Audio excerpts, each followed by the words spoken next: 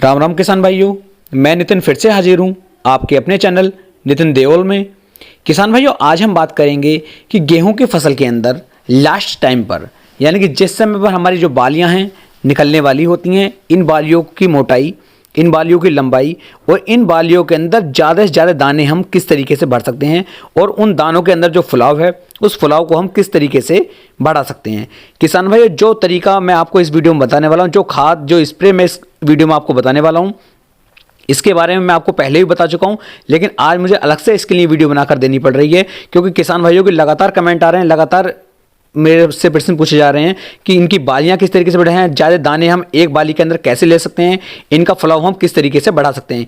इसलिए ये वीडियो बनाई जा रही है। वीडियो को आप पूरा देखें, अंत तक देखें, तभी आप एक सही और अच्छी जानकारी ले पाएंगे। किसान भाइयों, इस चैनल पर आप किसी भी तरह का कोई प्रश्न पूछ सकते हैं। उसके लिए आप @नितिन देओल करके प्रश्न पूछ सकते हैं। आपके सभी प्रश्नों के जवाब रविवार रात 7 बजे की एक वीडियो में दिए जाएंगे, जिसमें आप अपने जिले का नाम अवश्य बताएं। शुरू करते हैं आज का अपना टॉपिक। किसान भाइयों, सबसे पहले मैं आपको बता दूं, जब आपको लगता है कि आपकी गेहूं जो है इस समय पर गबोट की अवस्था में आ चुकी है, अब बालियां जो है लगभग 8 से 10 दिन के बाद हमारे खेत के अंदर निकलनी शुरू हो जाएंगी, उस समय पर सबसे ज़्यादा जो आपको ध्यान देना है वो ध्यान देना है आपको सिंचाई का, पानी का। पानी इस समय पर आपको जरूर लगाना है। इस समय पर यदि कोई भी किसान भाई पानी की खैच करता है या सिंचाई इस टाइम पर नहीं करता है, तो आपकी जो बालियां होंगी उनकी हाइट अपने आप ही छोटी हो जाएगी, बालियां हल्की हल्की हो जाएंगी और बालियों के अंदर जो दाने पड़ेंगे वो दाने काले पड़ेंगे। क्योंकि कुछ किसान भाइयों को शिकायत क्या आती है कि हमारी बालियों के अंदर दाने काले पड़ने शुरू हो जाते हैं या लाल से हो जाते हैं, तो उनका जो रीज़न होता है वो यही रीज़न होता है कि हम लास्ट टाइम पर पानी नहीं दे पाते और लास्ट टाइम पर पानी न देने के कारण हमारे दाने पिचक जाते हैं, हल्के हल्के काले पड़ने शुरू हो जाते हैं और जो बाली है उसका जो साइज है वो साइज भी छोटा रह जाता है।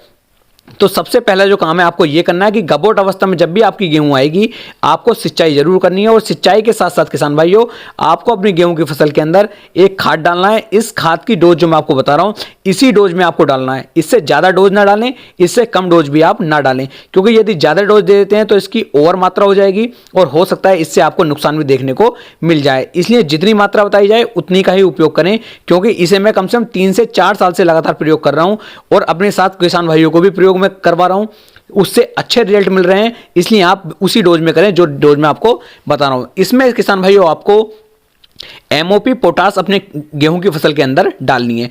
एमओपी पोटास की मात्रा किसान भाइयों 25 किलोग्राम आपको डालनी है और 25 किलोग्राम की मात्रा को आपको बालू रेत के अंदर आपको मिक्स कर लें। 25 किलोग्राम आपको बालू रेत लेना है और 25 किलोग्राम लेनी है एमओपी पोटास और दोनों को मिक्स कर लें। और जिस समय पर गबोट की अवस्था आपकी गेहूं की आती है, उस समय पर आप अपनी गेहूं की फसल के अंदर इसे डलवा दें और उसके बाद अपने खेत की आप सिंचाई कर दें। यह बिल्कुल सही समय होता है। गबोट अवस्था से पहले यदि आप ये काम कर लेते हैं तो सभी बालियां बड़ी होंगी, लंबी होंगी, मोटी होंगी और दाने का जो वजन होगा इसके अंदर वो बहुत ही लाजवाब, बहुत ही शानदार होने वाला है। यदि आप एमओपी पोटास अपनी गेहूं की फसल के अंदर नहीं डाल पाते हैं या गेहूं को आपका डर है कि आप नीचे नहीं बखेर पाएंगे या ऊपर ये चिपक सकती है, तो आप इसकी जगह NPK 0050 का स्प्रे भी कर सकते हैं। यह भी इस टाइम पर बिल्कुल बेस्ट तरीका है। अब अगर आप नीचे नहीं डालना चाहते हैं तो आप ऊपर से इसका स्प्रे कर सकते हैं। इसके स्प्रे की यदि मैं मात्रा की बात करूं तो 1 किलोग्राम प्रति एकड़ के हिसाब से आप इसका स्प्रे कर सकते हैं। 130 से लेकर 140 लीटर पानी आपको ले लेना है, उसके अंदर 1 किलोग्राम NPK 0050 आप डाल लें। किसी भी कंपनी का ले सकते हैं, लेकिन कंपनी थोड़ी सी अच्छी होनी चाहिए, एथिकल कंपनी हो, जेनरिक कंपनी ना हो, क्योंकि जेनरिक यदि आप कोई भी आइटम लेंगे तो उसका अच्छा रिजल्ट नहीं मिल पाता है। किसी भी अच्छी कंपनी का आप 1 किलोग्राम लें, उसे पानी के अंदर डालें और अपनी गेहूं की फसल पर आप इसका स्प्रे कर दें। मैं जिम्मेदारी के साथ कह सकता हूं, गारंटी ले सकता हूं कि आपकी जो बालियां आएंगी बहुत ही लंबी, बहुत ही शानदार और बहुत ही बढ़िया बालियां आएंगी और इनके अंदर जो दानों का वजन होगा वो नॉर्मली हमारी जो बालियां होती हैं उनके वजन से काफ़ी ज़्यादा बढ़ाकर आएगा।